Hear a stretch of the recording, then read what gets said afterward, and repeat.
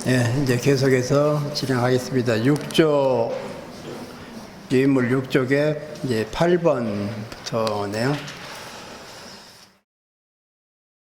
이제 공동체에서 인간관계 소통, 이제 어떤 식으로 풀어나가야 할까, 이제 하나하나 이제 정리하고 있습니다. 이제 가정공동체에 있어서 이제 결혼생활, 부부생활, 그런데 사실 수도생활보다 더 힘든 게 결혼생활이에요. 그래서 이제 그런 법이라도 있었으면 좋겠어요. 한 20년 살면은 더 이상 이제 헤어지고 또 다른 사람 만나서 살아서 그런 법이라도. 그런데 그런 법이 없이 그냥 검은 머리 파뿌리대로 함께 살아 그러니 한 번 이게 뒤틀려서 만났다 그러면 이건 죽기보다 힘들어요, 정말. 그래서 저는 항상 죽기보다 힘든 게 결혼 생활이라는 표현이에요. 지금 젊은이들이 결혼할 때는 보면 아주 그냥 핑크빛만 가지고 결혼하는데 그 핑크빛, 그건 오래 가지 못합니다. 그게 3년 가지 못해요. 빠르면 이제 3개월, 길어야 3년이거든요. 그 이후부터는 이제 멀쩡한 눈으로 서로 살아야 되는데 죽기보다 힘들어요. 처음에 만날 때 눈이 확 이렇게 돌아왔을 때 그때는 그냥 상대가 하는 거 다 좋게 보여요. 멋지게 보이고. 그런데 그게 이제 바로 비치는 게 빠르면 3개월이고 길어야 이제 3년인데, 그래서 보면요, 이혼하는 부부들의 결혼 4년 차가 이혼율이 가장 높아요. 그게 아주 그냥 이제 이게 아니다 싶은 생각이 비로소 자기 눈이 띄면서 그게 보이는 거예요. 미처 못 봤던 거예요. 그래서 저는 이제 그 얘기를 어떻게 하냐면요, 눈이 이렇게 쓰이는 이런 사랑을 열정적인 사랑이라고 그래요.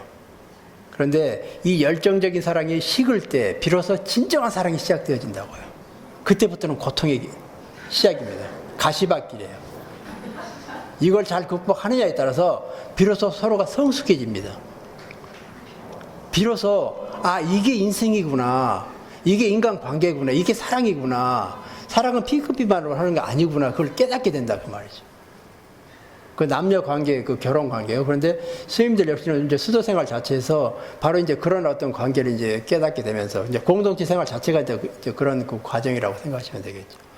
그래서 하여간 수도생활 못지않게 힘든 게 바로 이제 죽기보다 힘든 게 결혼 생활이라고 생각했으면 해요. 그래서 스님들도 아마 이제 주변에서 결혼 생활 행복하게 하는 사람보다는 그러지 못한 사람 훨씬 많이 보실 거예요. 그리고 스님들이 정말 안타깝게 도와주고 싶다라고 하는 그런 가정 너무나 많을 것 같아요. 그리고 제가 또 이런 강의를 하다 보면 꼭 스님들이 이제 동생 아니면 가족 누구가 지금 불행하게 하는데 상담 좀 해달라고 이제 이런 경우도 많고요. 그게 이제 보여요. 그게 너무 힘들구나. 어떤 게 도와주지 않으면 안 되겠다. 그런데 스님들이 돕기는 이제 역부족인 것이고요. 그래서 이제 결혼 생활이 정말 쉽지 않다는 거. 그래서 이제 그나마 이제 스님들은 그래 공동체 안에서 그리고 이제 분원 생활 한다고 해도 시간만 지나면 그래 어떻게 가면 또 딴 사람 만나잖아요. 예, 그런 가능성이 없는 결혼 생활이 이거 죽기보다 힘든, 이제 그 차이가 있어요. 그래서 이제 사랑의 공동체 개념인데요. 이제 구성원들 간에 원활한 소통이 가장 중요하겠죠. 소통이 안 된다 그러면 말 그대로 사랑 자체는 이게 소통이 안 된다 그러면 사랑이 멈춰 있고 사랑의 흐름 자체도 더 이제 그 어떤 흐를 수 있는 가능성이 없다 보니까 사랑의 공동체는 될 수 없습니다. 그러니까 소통의 길은 곧 사랑이 흐르는 길이고 소통이 안 되는 공동체는 더 이상 사랑이 흐를 수 없으므로 이제 사랑의 공동체라고 얘기할 수 없게 됩니다. 그래서 우리가 사랑을 그렇게 많이 외치는 게 그리스도 교인데, 이제 그리스도 교 안에서 이제 서로 간에 소통이 안 된다 그러면 사랑 않고 살겠다는 것밖에 안 되죠. 그리고 이제 수도 공동체는 말 그대로 사랑의 공동체가 돼야 되는데, 이제 그 사랑의 공동체가 되기 위해서 구성원 모두가 하여간 어떤 식으로든지 이런 소통의 기술, 관계의 기술, 사랑의 기술을 익혀서 사랑의 공동체를 되어지게끔 하는 일조하는 그런 노력들이 필요하다고 말이죠. 나는 재해놓고 남들이 다 해주면 나는 그냥 함께 갈란다고 그건 용납이 안 돼요. 우리 사회가 가장 문제가 바로 그런 문제가 아닐까 싶어요. 하여간 잘못됐다고 지적은 많이 하는데 자기는 안 바꾸려고 그래. 나는 재해놓고 하는 식으로요. 그러다 보니까 다들 그런 상태다 보니까 변화는 없죠. 그러니까 이제 그런 의미에서 이제 소통이란 해서 비언어적 몸짓, 대화, 토론, 스킨십 모든 게 아우러지는 게 이제 소통에 필요한 이제 수단들입니다. 그래서 소통에 필요한 수단은 단순히 언어뿐만이 아니라 그 말이죠. 언어는 보면은 앞서 설명드린 것처럼 아주 극히 일부분에 불과한 것이고, 중요한 건 비언어적 몸짓이요. 그리고 말할 때 톤이요. 분위기요. 이 모든 게 다 그 표정이요. 그리고 이제 대화, 토론, 스킨십도 아주 중요한 역할을 합니다. 특히나 이제 그 스님들이 손 한번 잡아주는 것은 엄청난 큰 힘을 이제 작용한다고 그랬죠. 그래서 제가 그 사진을 준비했는데요. 지금 이제 이 표정을 한번 보죠. 이게 사라포바 그 테니스 선수예요. 그런데 이 표정이 이겼을 때의 표정일까요? 질 때의 표정일까요? 네.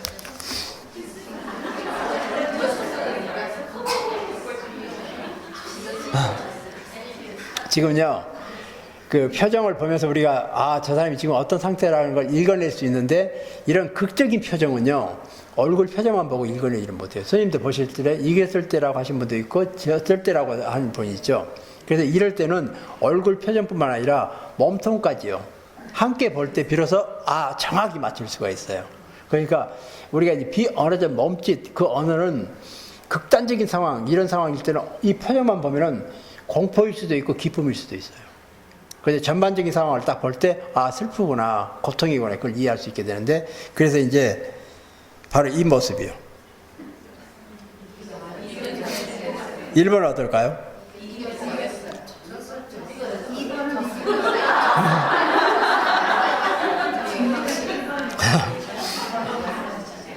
네, 남자 선수는요, 아쉽게 진 표정입니다. 너무나 아쉽게요.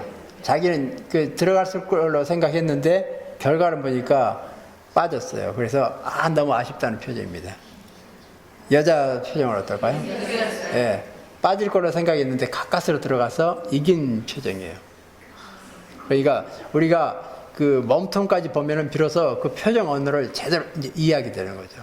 일반적으로 그 극한 상황이 아닌 그런 표정은 전반적인 어느 부분만 봐도 그냥 쉽게 이해가 가능해요. 그런데 이제 3번은 어떨까요? 3번은? 네, 3번은요, 일부러 몽타주를 했습니다. 진 표정에 이긴 몸통을 붙여놨어요. 같은 사람. 그래서 이긴 것처럼 보이죠? 얼굴 표정은 진 표정이에요. 그래서 우리가 극단적인 표정을 일견하기 쉽지 않다는 걸 이제 보여드리기 위해서요. 예, 4번 역시도 그렇게 몽타주 해놓은 것입니다.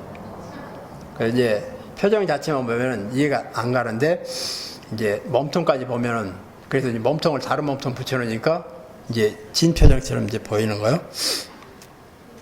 그래서 제가 그 동영상 하나를 더 보여드릴게요. 이제 쌍둥이들이 대화인데, 이걸 보시면서 이제 뭘 보시면 되냐면, 이제 쌍둥이인데요, 아직 어린애예요. 말도 제대로 못해요. 그런데 그놈들이 가만히 보니까 양말을, 서로 다른 양말을 한 짝씩 신고, 같은 양말을 서로 한 짝씩 신고 있어요. 한 애는 이제 한쪽은 벗고 있고, 다른 쪽은 다른 양말을 또 신고 있고, 그러면서 네가 내 양말 가져온 것 아니냐는 식으로 이제 얘기하는 것 같아요. 그래서 한번 어린애, 아직 말도 못하는 어린애들 사이에 그 대화요. 소통을 한번 보세요. 거기서 우리가 배울 바가 없을까 싶은데 한번 보도록 하죠.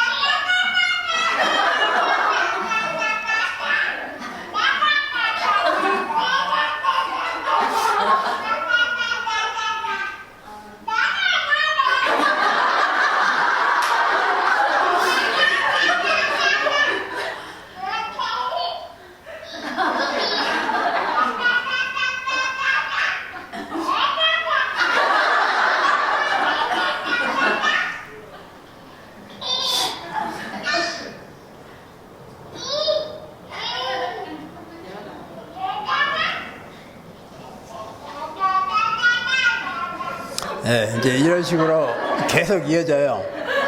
그런데 이제 이걸 보시면서 우리가 이제 배워야 할 게 뭘까 싶은 생각을 해볼 수 있는데요. 뭘 배워야 될까요? 예, 잘 들어주죠. 남이 얘기할 때 그냥 잘라먹는 게 아니고. 일단은 잘 들어주고, 그리고 나서 자기 차려야 되니까 얘기하고, 얘기도 아주 그냥 확실하게 그냥, 이러면 내 말 봐 하면서 그냥 얘기하는 거예요. 자기 차례에 때는 아주 확실하게 자기 주장을 하는데 또 들어줄 때는 그냥 잘 들어주는, 그건 우리가 정말 배워야 될 거예요. 저희들은 누가 그렇게 가르쳐 주지도 않고 배우지도 않았는데도 알아서 해요. 저걸 놀이 삼아서 해요. 이제 그런 식으로 벌써 어릴 때부터 했다 그러면 아마 이제 소통 이런 부분 별로 어려움이 없지 않을까 싶어요. 그러니까 이제 우리는 정말로 들어주는 게 쉽지 않다 싶은 생각을 해요. 근데 들어주는 게 이제 경청의 능력인데, 이게 훈련이죠. 들어주는 게 얼마나 인내를 요하는지요. 이제 인내를 요하는 만큼, 그래서 이제 우리가 특히나 상담을 하시는 분들은 이제 들어주는 것이 오히려 더 큰 비중을 차지해야 되고, 말하는 것은 10분의 1 정도로 그냥 줄여도 되고요. 일단 들어주면서 상대의 아픈 마음, 그리고 얘기하고 싶은 걸 충분히 얘기할 수 있도록 도와주는 거예요. 그래서 이제 들어주는 그런 기법도 이제 경청의 기법이요. 이제 그런 것도 익힐 필요가 있겠죠. 그 이제 우리가 다른 과정에서 이제 구체적으로 얘기하고요. 얘들은 이제 벌써 이제 그걸 아주 그냥 너무너무 잘 익혀서 하네요. 이제 공동체에서 갈등 문제에 대한 설명하죠. 이제 다양한 인간들이 모이면 필연적으로 갈등이 발생할 수밖에 없습니다. 뭐 당연한 사실이죠. 이제 그런데 이 갈등이 항상 나쁜 것만 아니라 그 말이죠. 갈등의 긍정적인 면이 있어요. 이 긍정적인 면이 공동체의 발전과 통합의 원동력이 됩니다. 그런데 부정적인 면은 공동체를 분열하거나 효율성을 저하시킨다는 거죠. 우리가 일반적으로 봐서 갈등은 무조건 안 좋은 것처럼 생각하는데 그건 결코 잘못된 생각입니다. 갈등은 어차피 공동체 내에 없을 수가 없어요. 우리가 앞서 설명드린 것처럼 삶 속에 문제가 없을 수 없는 것처럼요. 왜? 불완전한 인간이 함께하는 그것은 항상 문제가 있기 마련이고 갈등이 상존을 합니다. 그러니까 공동체 역시 불완전한 존재들의 모임이고, 또 그러한 모임 속에 갈등은 반드시 있어야 되는데 갈등이 없는 것이 오히려 더 큰 문제라는 사실이에요. 갈등은 있어야 되는데 이 갈등이 감당할 수 있는 수준 정도가 될 때 공동체를 성장케 만들어요. 모든 구성원을 깨게 만듭니다. 그런데 갈등이 너무 없어가지고 없는 것처럼 보이는 밑에 단계로 이렇게 내려갈 때 공동체 구성원들이 다 잠자게 돼요. 그리고 뭔가 이렇게 신속하게 대응 능력이 떨어져 버려요. 그리고 삶 활력이 그냥 별로 없게 되어져요. 그런데 또 너무 이제 위로 올라가죠. 너무 위로 올라가면 감당이 안 돼요. 감당이 안 되다 보니까 공동체가 분열한다든지 아니면 파국을 치닫는다든지 이런 식의 문제예요. 그래서 공동체에 있어서 갈등에 있어서 두 가지 양면성이 있습니다. 긍정적인 면, 부정적인 면. 긍정적인 면은 적정선을 유지할 때가 긍정적인 면이에요. 그리고 부정적인 면은 너무 낮을 때, 너무 높을 때 이 역시 문제가 되는 게 부정적인 면이 됩니다. 이제 갈등이라고 하는 한자를 제가 적어놨는데요. 갈등할 때 갈자 어디서 많이 보았을 것 같은데 무슨 갈자인가요? 예, 칡이란 뜻이죠. 칡나무 갈입니다. 칡나무 갈 넝쿨식물이죠. 등은요? 예, 등나무 등자입니다. 둘 다 넝쿨식물이에요. 칡나무를 오른쪽으로 등나무를 왼쪽으로 서로 엉겨가지고 가면서 올라간다 그러면 함께 죽어요. 그게 갈등입니다. 그래서 두 가지 넝쿨식물이 함께 엉켜버리면 어디 매듭을 풀 방법이 없어요. 한자가 얼마나 의미가 깊은지요. 그래서 갈등 그러면은 이렇게 넝쿨식물끼리 그냥 같은 방향이 아니라 다른 방향으로 엉켜버립니다. 풀어낼 방법이 없는, 그게 이제 일반적으로 얘기하는 갈등이 되겠죠. 이제 갈등의 기본 요소입니다. 두 사람 또는 다수의 사람들이 연관되어서 갈등을 일으킵니다. 그래서 혼자 있을 때는 갈등이란 말을 안 써요. 두 사람 이상이 돼야 돼요. 그러니까 이게 갈등의 이제 기본적인 요소입니다. 생각이나 행동, 신념, 목표가 서로 상반되고 있음을 인식합니다. 그러니까 두 사람이 있는데 한 사람의 생각이나 또 이제 행동, 신념, 목표가 상대방과 달라요. 다를 때 서로 이제 부딪히게 되는 거죠. 그러면서 생기는 게 갈등으로 비화되어지는 겁니다. 서로 자신들의 목표와 목적을 달성하는 유일한 방법은 자신들의 방법밖에 없다고 얘기합니다. 그러니까 이제 해결하는 방법을 서로 조정하는 게 아니고 내 방법이 유일하다고, 상대는 자기 방법이 유일하다고 그냥 부딪힐 수밖에 없어요. 말 그대로 외나무 다리에서 부딪히는 격이에요. 그게 이제 갈등의 기본적인 요소가 되겠습니다. 갈등의 속성을 보죠. 갈등의 속성은, 갈등은 상호 의존적 관계에서 발생합니다. 여기서 상호 의존적 관계라는 것은 뭘 의미할까요?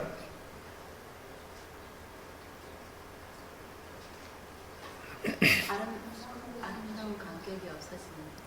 예. 일단 상호 의존적 관계라는 것은요, 지금 그 서울 거리 보면 이쪽에 이제 가운데가 차도가 있고 이쪽에 인도가 있고 저쪽도 인도가 있죠. 그러면 이쪽에 인도로 가는 사람과 저쪽에 인도로 가는 사람 사이에 의존적 관계가 생길 수가 없어요. 이 두 사람의 갈등이 생길 수가 없죠. 나는 이길 가고 저 사람 저길 가는 거고 이 사이에 아주 큰 차도가 있고요. 그런데 어느 경우에 같은 길로 가야 돼요. 그런데 저 사람은 이쪽으로 가, 나는 이쪽으로 가야 되는데 그 길이 뭔가 진창이 있어가지고 가운데다가 그 지나갈 수 있도록 무슨 판자로 해서 이렇게 길을 만들어 놨다고 생각해 보세요. 근데 그 길은 혼자만 지나갈 수 있는 길이에요. 근데 그 사람은 중간에 와 있고 나도 중간에 와 있고요. 어느 한 사람이 비켜주지 않으면 갈 수가 없게 되는. 그런데 그 사람과 나는 모르는 사람이에요. 그런데 이 상태에서는 상호 의존적 관계가 되어버리는 거예요. 이해관계가 얽혀버리는 거죠. 이런 상황이에요. 그러니까 상대와 무관한, 이렇게 이해관계가 얽히지 않은 상황에서는 갈등이 형성이 안 돼요. 그런데 어떤 식으로든지 누가 피해주지 않으면 가지 못할 이런 상황이 되면 그런 이해관계가 의존적 관계로 이제 성립이 되어지고 이런 의존적 관계에서 갈등이 야기 되어진다고 말이죠. 그러니까 어느 누구가 피해줘야 갈 수밖에 없는. 그런데 피해주지 않으면 아니면 뒤로 물러서든 아니면 앞으로 가든 옆으로 가든 이런 하지 않으면 이제 가지 못하는. 전혀 모르는 사람 사이에도 바로 이럴 때는 이제 갈등이 생기는 거죠. 이런 식의 상호 의존적 관계요. 자신이 추구하는 목적과 상대방이 추구하는 목적이 서로 상치되어 서로의 목적 달성을 방해할 때요. 그러니까 나는 앞쪽으로 가야 되고 저 사람은 반대쪽으로 와야 되고 그러면서 서로 추구하는 바가 달라요. 그래서 중간에서 부딪히게 돼요. 그 부딪히는 이 상황 자체가 갈등이 된다는 거죠. 근데 이제 갈등을 그럼 어떻게 해야 될 것인지 힘 있는 사람이야 그냥 밀어버리겠지만 아니면 또 이제 네가 먼저 내가 먼저 하면서 티격거리면서 싸울 수밖에 없는 거고 이것저것 그냥 손 놓고 그냥 이걸 가지고 그냥 하루 종일 그냥 정말 주경을 놓치는 경우도 있겠고요. 그래서 이제 표출된 분쟁이라는 표현을 쓰는데 표출된 분쟁이라는 것은 말 그대로 갈등은 표출되지 않으면 갈등이라고 얘기하지 않습니다. 옆에 사람이 지나가면서 봐도 신경도 안 써요. 그런데 두 사람이 이제 막 싸워요. 막 싸운다는 건 이미 표출이 되었다는 겁니다. 그러면 누군가 와서 중재를 하게 돼요. 그러면서 이제 갈등 상황이고 누군가 중재를 통해서 이제 해결할 수 있는 그 길이 열리게 되는 거고 경우에 따라서 열리지 않을 경우도 있겠고요. 이제 표출된 분쟁이라는 표현입니다.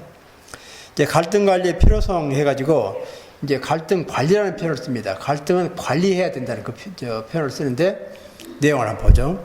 갈등 수준이 낮을 경우 앞서 설명드렸습니다. 갈등이 적정 수준에 있어야 되는데 이보다 더 낮을 경우입니다.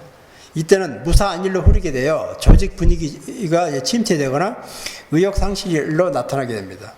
그러니까 공동체가 발전할 수가 없어요. 성장할 수가 없습니다.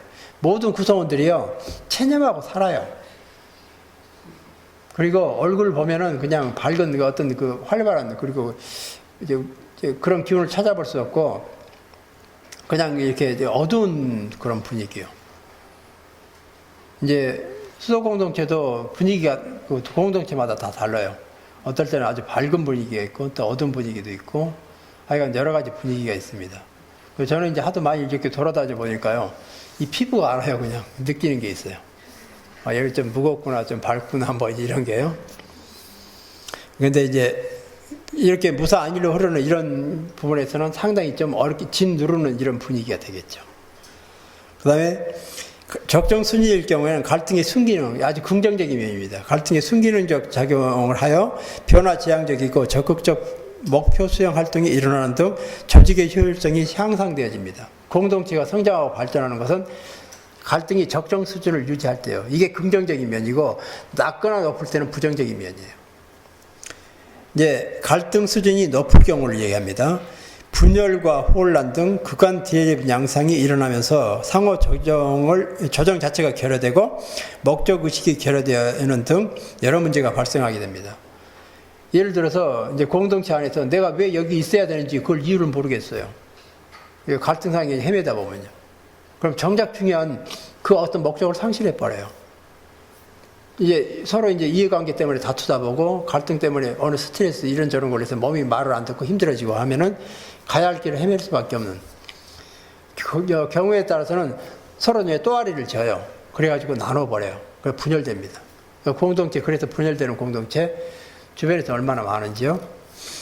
그래서 이제 우리에게 필요한 것은요, 갈등은 제거 대상이 아니고 관리 대상이라는 표현을 써요. 갈등은 없어 좋은 게 아니에요. 그러니까 갈등은 제거 대상이 아니고 관리 대상이라는.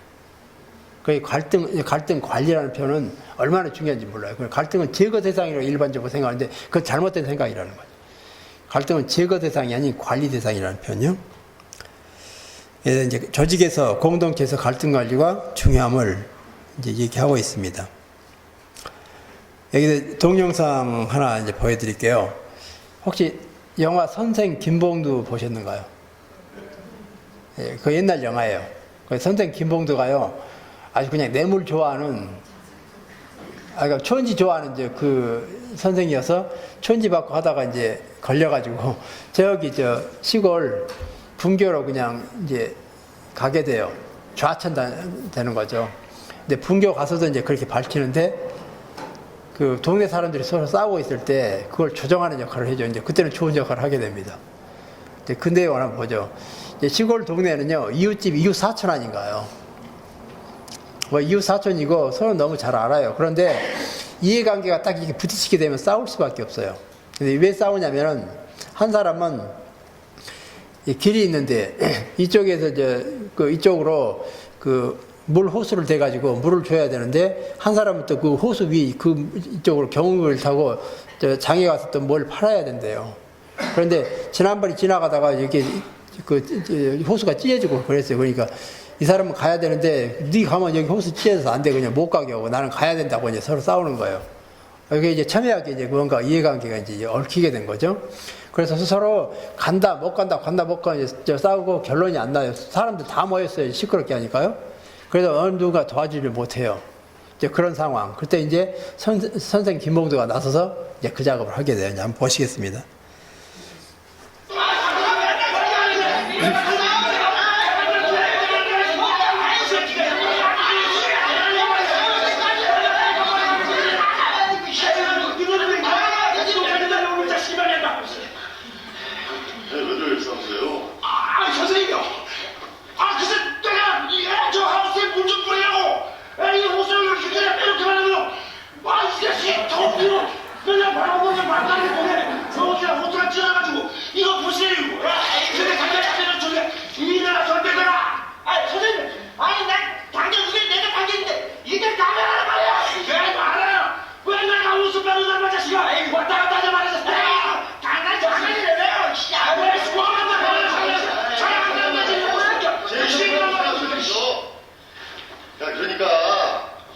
남진이 아버님은 하우스에다 물을 대야 되니까 호수를 여기다 놔야 되고, 예? 성만이 아버님은 경운기가 꼭 이 길로 지나가야 된다는 말씀이잖아요. 그거만 해결되면 되는 거잖아요. 예, 이제 동네 이웃사촌 이런 가깝게 지는 사람인데 이런 이제 서로가 그 이해관계가 얽히다 보니까 이제 갈등관계 아주 피할 수 없는 이런 문제에 얽히게 돼서 해결점을 못 찾아요. 선생님 김봉도 나섰네요. 어떻게 해결할까요?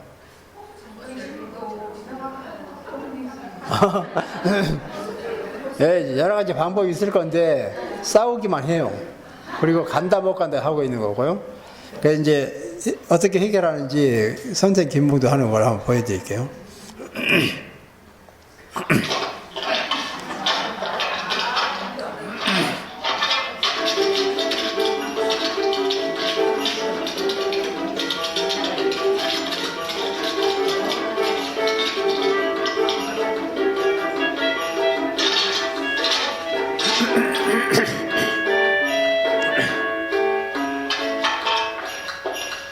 됐죠? 저희만 그럼 학교로 돌아가겠습니다. 아, 똑똑해. 참. 아이고, 사람이 힘이 똑똑하구만. 아이고, 아이고, 어디 가? 예, 너무나 이제 간단하게 해결했어요. 근데 왜 이런 해결책을 본인들이 선생 김봉도가 하는 걸 보니까 자기도 충분히 생각할 수 있는 문제였어요. 근데 이걸 생각하지 못했던 이유가 뭘까요? 예, 항상요 감정이 고조되죠. 그럴 때 생기는 현상이 깔때기 효과예요. 깔때기 있죠. 이렇게 되죠. 시야가 좁아져 버려요. 시야가 좁아져서 지금 눈앞에 있는 이것밖에 못 봐요. 옆에 있는 또 다른 가능성을 전혀 보지 못해요. 이 깔때기 효과요. 그래서 이걸 늘리는 작업이 필요해요. 우리가 공동체 안에서 갈등 관리함에 있어서 깔때기 효과 정말 주의해야 돼요. 이게 감정이 고조되면 시야가 좁아져요. 이건 배우고 안 배우고 그게 아니라 그렇게 돼요. 우리 성향이 그래요. 그러면 이걸 이제 좁아진 걸 넓히기 위한 작업이 뭘까요? 효율적인 방법이요. 일단은 심호흡 3번 하는 거예요. 심호흡 3번이 한 15초 정도 돼요. 심호흡 3번 하면서 이제 화를 내야 될 것인가, 말을 해야 될 것인가, 말해야 될 것인가, 그 짧은 순간에 다시 한번 생각해 보는 거예요. 그게 이렇게 거리를 딱 재게 됩니다. 거리를 두게 되는 거예요. 그러면서 만약에 이제 그 불교에서 하는 위파사나 명상이라고 그래서 이제 이렇게 그런 명상 협업을 활용한다 그러면 내가 내 자신이 지금 현재 화가 났다는 것을 읽어요. 자기 이름 부르면서 너 화났구나 라고요. 그럼 그 화가 사라져요. 그래서 이렇게 일단 거리를 딱 주는 거예요. 심호흡 3번 정도가요. 그 여유를 갖게 만듭니다. 그런데 그렇게 했음에도 불구하고 이게 넓어지지 않았다 그러면요. 약간 미루세요. 1시간 후에 아니면 하루 뒤에 이런 식으로요. 그 시간을 갖게 되면 여유가 생겨요. 그러면 또 다른 가능성이 눈에 보이게 되죠. 그런데 그 상태에서는 서로가요, 물을 가리지 못해요. 그리고 일단 밀리면 죽는다, 진다, 이런 식의 생각에서 더 강하게 나올 수밖에 없어요. 이건 뭐 죽기 아니면 살기 식으로 해가지고 서로 이제 망가지는. 그래서 이제 그런 효율적인 그런 이제 작업이 필요한데, 그건 이제 우리가 차후에 다른 어떤 과정에서 이제 하도록 하겠습니다. 이제 갈등에 대처하는 방식입니다. 이제 크게 4가지 방식이 있는데, 회피입니다. 회피는 서로에게 도움이 안 돼요. 그러니까 이제 내 입장에서 나의 만족도 또 상대의 만족도가 있어요. 그런데 회피는 내 만족도도 가장 낮을 수밖에 없고 상대 만족도도 낮을 수밖에 없어요. 바람직한 해법은 아닌데 그나마 그래도 그냥 싸움 않고 지내려면 어쩔 수 없이 회피하는 거예요. 우리가 앞서 보았던 것처럼 가장 먼저 봤던 동영상, 말 않고 지내던 그 집에서의 그 방법이 회피였는데 그 결과는 이혼으로 직행되는 거 보세요. 그리고 불행한 가정일 수밖에 없는 거예요. 회피는 좋은 방법은 결코 아닙니다. 회피는 나의 만족도, 상대 만족도를 다 낮추는 가장 안 좋은 방법 중에 하나이고요. 제압입니다. 제압이라는 것은 제압을 하는 쪽과 제압을 당하는 쪽의 만족도가 다르겠죠. 제압을 하는 쪽은 아주 그냥 만족도가 높겠지만 제압을 당하는 쪽은 응어리가 져요. 당신 언제 나이 좀 들어보라고, 힘 좀 빠져보라고, 그때 하면 돼, 어떻게 하란다고요? 이런 식으로 그냥 그 속에 응어리 진 게 어느 때든지 또 이제 후환이 이제 돌아올 수 있을 정도의 문제가 됩니다. 그 양보 역시도 양보해주는 쪽과 양보받는 쪽, 그게 이제 만족도가 달라질 수밖에 없어요. 그러니까 이러한 이제 방법들은 별로 바람직한 방법이 아니라는 거죠. 이제 가장 좋은 방법이 소통을 통한 설득과 타협이 됩니다. 결국 우리는 대화요, 소통이요, 타협이요. 그런데 여기서 타협이라고 하는 의미 자체를 우리가 잘못 이해하는 경우가 있어요. 그 타협한다는 것을 사이비로 생각하는 경우가 있는데 그건 결코 아닙니다. 이제 타협이라는 것은요, 말 그대로 서로가 윈윈하는 전략이에요. 서로가 함께 살 수 있는 공생의 전략이라는 사실. 함께 살 수 있는 상생의 전략이고요. 이제 변증법이라는 단어가 있거든요. 그래서 변증법 그러면 철학에서 변화의 원리를 설명하는 이제 그런 그 철학의 영역인데 생성하고 변화하고 소멸되는 이 과정을 설명하는 거예요. 그런데 이제 우리가 일반적으로 알고 있는 그 변증법은 해겔의 변증법입니다. 그 해겔의 변증법은 정반합으로 정리되어지는 거죠. 그런데 이제 그러한 정반합이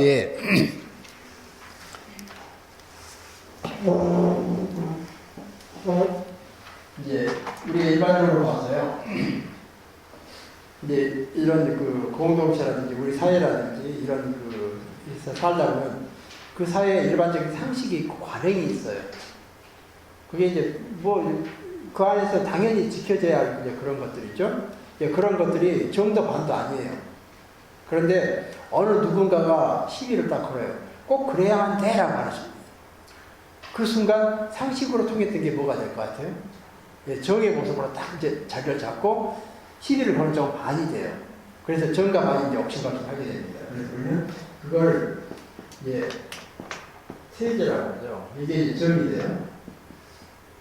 원래 이게 이제 정은 아니었고 일반적인 상식 기본이었어요. 서로 통하는 어떤 그 관행이었고요. 그런데 이걸 이제 그 이의를 제기했던 사람은 안티테제가 되죠. 이걸 이제 우리는 반이라고 해요. 그래서 정반이 옥신각신해요. 그럼 이 옥신각신하는 과정을 우리는 갈등이라고 해요. 이 갈등 관계가 형성되어진 거예요. 이렇게 이제 갈등 관계가 형성되어졌을 때 여기서 흥분 논리라고 한다면 너 죽고 나 살자 이런 식으로 해서 해결하려고 해요. 그런데 그 변증법에서는 그게 아니고 서로가 이렇게 이제 갈등 관계를 해소하는 방법이 타협의 방식이에요. 그러면은 너도 살고 나도 살 수 있는 방법이 뭘까? 그래서 나온 게 이 둘 사이에 100% 이쪽도 아니고 100% 이쪽도 아닌 이쪽의 장점, 이쪽의 장점을 적절하게 조율해서 한 단계 더 뛰어오르는 거예요. 그게 합입니다. 그게 이제 우리 시인테제라고 해요. 그래서 이제 합이 되겠죠. 이게 윈윈이요. 그래서 타협은 바로 이걸 얘기해요. 타협은 사이비가 아닙니다. 타협은 성장이에요. 너도 나도 함께 살 수 있는 유일한 탄생의 방법이에요. 타협을 사이비로 생각하는 건 흑백 논리 자들의 문제라는 말이죠. 그러면 여기서 합이 되면 이 합은 여기서 이제 모든 사람이 통하는 상식이 되고 관행이 되고 전통이 돼요. 그런데 어느 누구가 이게 시비를 걸어요. 그럼 이거 뭐가 되죠? 이게 다시 정의되면서 이런 관계가 이게 이제 정의되고 또 여기서 반이 되어지면서 또 다른 합이 나오고 그래서 성장과 발전한다는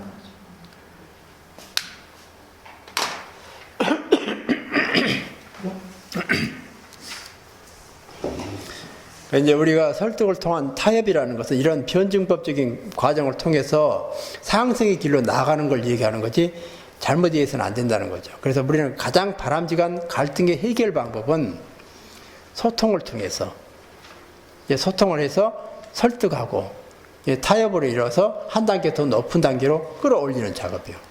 이건 개인만이 아니라 공동체 전체가 아주 그냥 가장 이제 바람직하니 성장할 수 있는. 그러니까 우리가 사실 인간관계를 통해서 성장하는데 바로 이러한 과정을 통해서 성장합니다. 인간은 관계 맺지 않으면 결코 성장할 수 없어요. 그게 정신적 의미의 성장이에요. 내적인 성장이요. 외적인 성장이 아니라 내적인 성장이에요. 내적인 성장은 관계를 통해서 성장할 수밖에 없어요. 그러니까 만약에 인간관계를 갖지 않고 혼자 애골스로 살아간다. 괴물 돼요. 인간 되지 않습니다. 인간 되기 위해서는 관계 안에서 서로 부대낌을 통해서 부단히 자기의 원한 점을 찾고 깎아야 돼요. 그런데 그건 어떻게 그 원한 점을 찾냐고요? 부딪힘을 통해서요. 상대가 나로 인해서 아파한다 그러면 분명히 그쪽에 내 뭐가 있어요. 내가 알지 못한 그 뭐가 있었어요. 그런데 그게 나이 들어가도록 그 뭐를 내가 발견하지 못하면 그게 어느 때는요 잘못 깎여가지고 송곳이 돼 있는 경우가 있어요. 그 나이 들어서 정말 하여간 어떤 사람은 가까이 가기만 하면 너무너무 아프게 그냥 아주 그 급소만 골라서 딱 찔러져요. 그래서 다들 도망가요. 그게 잘못 깎여서 그래요. 그 부분을 깼어야 돼요. 벌써 깼어야 돼요. 그래서 우리가 그 부분이 뭐가 있다는 것을 관계를 통해서 깨달을 수 있지. 혼자 자기가 아무리 해봐야 그게 안 보여요. 그러니까 우리의 정신적인 성장은 내적인 성장, 정신적인 성장은 부대낌을 통해서요. 그러니까 우리는 부단히 이런 관계 속에서 내가 가지고 있는 문제를 보고 깎아내고 채우고 깎아내고 채우고 이런 과정. 나만이 아니라 상대도 마찬가지예요. 그래서 우리는 다양한 사람과 만난다는 게 얼마나 고마운지 몰라요. 다양한 사람과 만나면서 내 부분의 다양한 부분을 내가 관찰할 수 있게 되어지는 거죠. 그러니 공동체가 선물이라고 말해요. 만약에 공동체 생활을 안 했다 그러면 나의 이런 모습을 오늘의 이런 모습으로 내가 이렇게 성장 발전시킬 수 있었겠느냐? 그건 불가능하겠다는 거죠. 공동체, 수소생활의 공동체는 그야말로 선물 중에 선물인데 그게 선물이 되기까지 얼마나 그냥 아픔이 따르냐 그 말이죠. 공동체요. 정말 우리는 이 공동체의 중요성, 그리고 수소생활에서 공동체는 너무너무 소중하고 선물로서 늘 받아들이고 이제 그 안에서 내가 뭘 어떻게 하고 내 성장을 하기 위해서는 또 어떤 노력을 해야 될 것인가, 그리고 함께 또 그 공동체를 잘 가꾸기 위해서 노력하는 그런 작업들이 필요하겠고요. 그런 면에서 교구 사제들이 너무나 안타까운 게요, 공동체 생활을 하지 않는 거예요. 그러다 보니까 외골수가 돼요. 아마 스님들 정말 그게 이제 사제들에 대한 어떤 우려와 걱정이 아닐까 싶어요. 외골수가 되어가는 그런 모습들요. 그러니까 더 열심히 살고 더 깨어 살지 않으면 안 돼요. 수생활보다 더 힘든 게 바로 정말 공동체 생활하지 않는 그 사제들 혼자 사는 그 삶이 됩니다. 어떻게 보면요, 자기를 못 봐요. 그리고 완전 독단에 빠져버려요. 권위주의에 빠져버려요. 그리고 정말 도대체 용납이 안 될 정도, 이해가 안 될 정도의 그런 이상한 사람이 돼버려요. 이건 공동체 생활과의 관계 때문에. 만약에 그래서 이제 사제도 그 어떤 이렇게 살아가는 방식을 약간 바꾸는 게 어떨까 싶은데 모르겠어요. 이제 우리 같으면은 이제 홀로서기 잘 안 됐기 때문에 그런 게 더 필요한데 이제 그러지 못하다 보니까 생기는 그런 이렇게 가야 될 것 이렇게 가는 경우를 많이 보게 되죠. 이걸 제가 이제 그 그래프를 한번 그려봤습니다. 이제 그래프로 보시면은요, 갈등 관리 전략 해가지고 1번이 바로 회피입니다. 여기서 이제 세로로 되어 있는 게 자기 중심이고 이제 밑에 가로로 되어 있는 게 타인인데요. 그러면 나를 생각하시면 돼요. 위로 올라갈수록 나의 만족도가 높아지고 밑으로 내려갈수록 나의 만족도가 내려갑니다. 그리고 이제 타인 중심은 너로 생각해서 상대가 오른쪽으로 갈수록 만족도가 높아지고 왼쪽으로 갈수록 만족도가 낮아지는 그 내용이에요. 여기에서 회피 보시면은 회피는 상대도 만족치 못하고 나도 만족치 못하는. 그리고 양보는 내가 양보했기 때문에 상대의 만족도는 높지만 나의 만족도는 떨어져요. 제압은 상대의 만족도는 떨어지고 나의 만족도는 올라가요. 그러니까 어느 하나도 가장 안 좋은 게 회피겠죠. 그런데 양보나 제압은 마찬가지로 그 본인 입장에 생각할 때는 좋을지 모르지만 상대 입장에는 내가 좋은 만큼 상대는 싫어하고 아파해요. 바람직한 건 아니에요. 가장 바람직한 건 타협입니다. 타협은 상대도 적절하게 만족하고 나도 적절하게 만족하는 거. 그런데 이러한 타협을 한 단계 더 끌어올렸으면 갈등 관계의 최고의 어떤 결과가 이루어지지 않을까 싶은데요. 그게 바로 협력입니다. 그러니까 타협에서 멈추는 게 아니라 협력까지요. 타협은 수동적이라고 할 때 협력은 더 적극적이에요. 그러니까 우리는 협력이라고 하는 게 공동체에서 얼마나 중요한 요소인지요. 공동체를 공동체이게 하는 게 바로 구성원 전체가 나서서 함께 협력하려고 할 때 공동체는 살 수 있고, 그러지 않는다 그러면 공동체는 말 그대로 살아남을 방법이 없어요.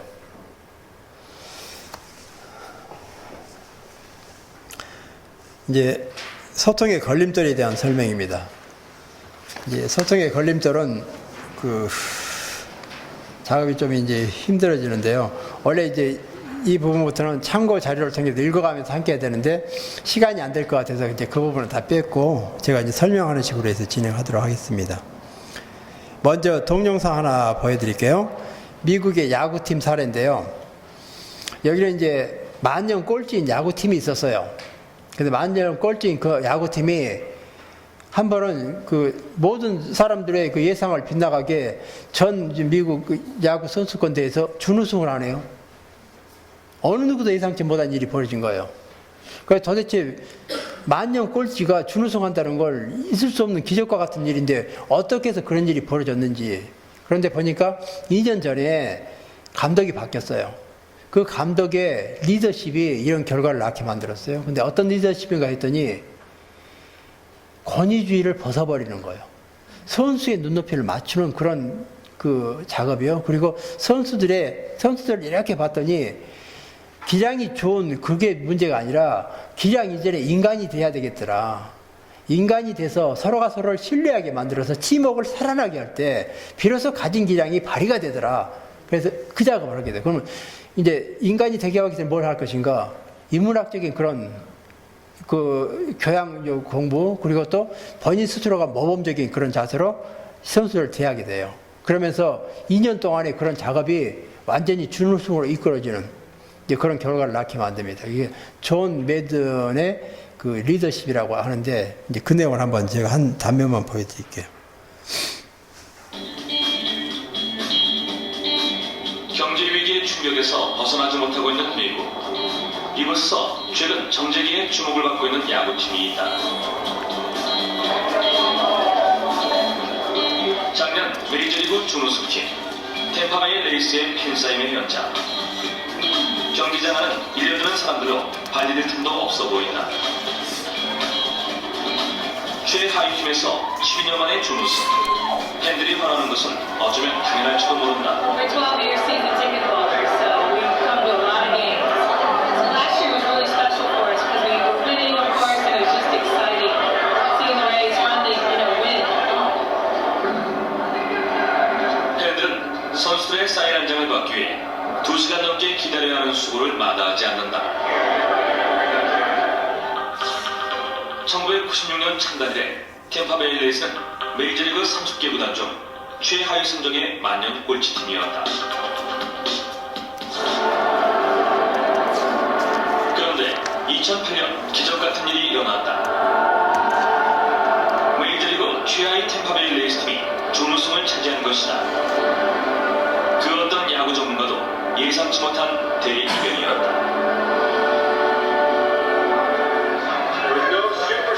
Team last year, only one person even hit 30 home runs, only one person drove in 100 runs, no pitcher won more than 14 games last year, and yet the team was, as a unit, was better than any individual person. So I think the changing of our culture from a losing culture to a winning culture was a huge effort, and it was wonderful. 패배의 문화에서 승리의 문화로, 만년 꼴찌에서 메이저리그 준우승팀으로 이런 극적인 변화임은 어디서 온 것일까? 템파베이 레이스팀의 스프링 캠프 현장.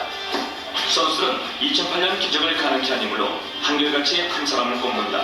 Took this team and turned us around and made us who we are. So the attitude of the guys, we've obviously had some guys with ability. He brings all the guys in the clubhouse together. He makes everybody feel like we're one family. We're just all brothers here, playing the game. 바로 조 매든 감독이다. 힘을 맡은 지 2년 만에 만년 꼴찌 템파베이 레이스팀을 준우승까지 끌어올린 장본인이다. 그에게 2008년 성적의 비결을 묻자 예상 밖의 대답을 들려준다. The big challenge was to change the culture, to change the way people think and how they did things through the day. I felt when I first came here, a lot of people expected a lot of things to be given to them as players. I called it a scholarship program or entitlement program. We had to become more accountable. We had to reboot our low trust organization. So beyond attacking all the attributes that occur on the field, whether it's pitching or hitting, whatever, I thought we haven't attacked the way we think first. 조 매든 감독이 후임하기 전까지 템파베이 레이스팀은 성적만 나빴던 게 아니다. 경기 도중 상대팀 선수들과 물리적 충돌이 자주 발생했다. 선수들의 사고방식에 심각한 문제가 있었던 것이다. 조 매든 감독은 바로 이 점에 주목했다. Most managers read baseball books. He reads philosophy books, and it's hilarious. You get a guy who reads stuff like that in a baseball locker room. Usually make fun of a guy like that. 팀을 맡은 후 조 매든 감독은 가장 먼저 선수들의 공간인 라커룸을 방문했고 이것은 매 경기 때마다 계속됐다. 선수들과 친밀한 관계를 형성하기 위해 그가 한 이런 노력은 유명한 일화다. We started to trust each other. We're accountable to each other. And because of those reasons, I think the relationship flourishes. Furthermore, last point in regard to that is when you have all that going on, people can accept constructive criticism. So when you build all those different bridges, then all of a sudden you can be constructively critical and you stay in the right way as opposed to wrong.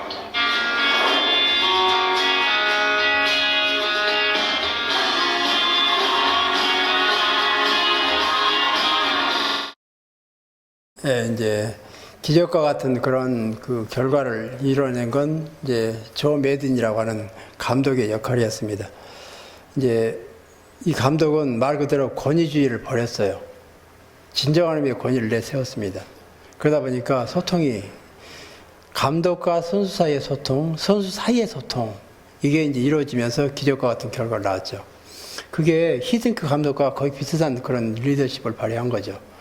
2002년 그 이제 월드컵 하여간 준우승 그런 기적을 이루었던 것도 이제 그 비슷한 사례가 아니었을까 싶어요.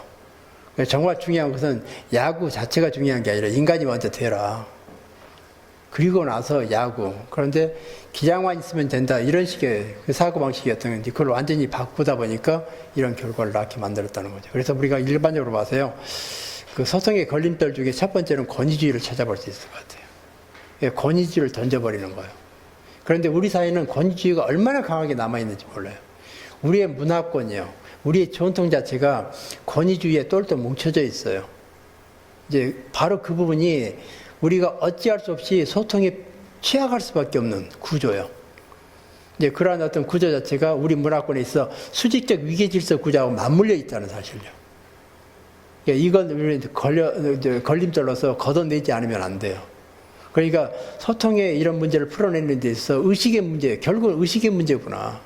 이 의식의 문제까지 우리가 이제 정리하고 그 문제 해결해야지만 정말 제대로 된 소통, 그리고 이제 소통을 통해서 이제 공동체를 활성화시키고 협력을 이끌어내고 이제 성장 발전시키는 일까지 가능하지 않을까 싶은데 이제 우리가 첫 번째로 소통의 걸림돌, 권위주의란 도대체 뭔지 이제 그 작업부터 한번 하도록 하겠습니다. 이제 하기 위해서는 좀 힘이 드니까 좀 쉬었다가 힘 좀 축적을 했다가 시작하도록 하죠.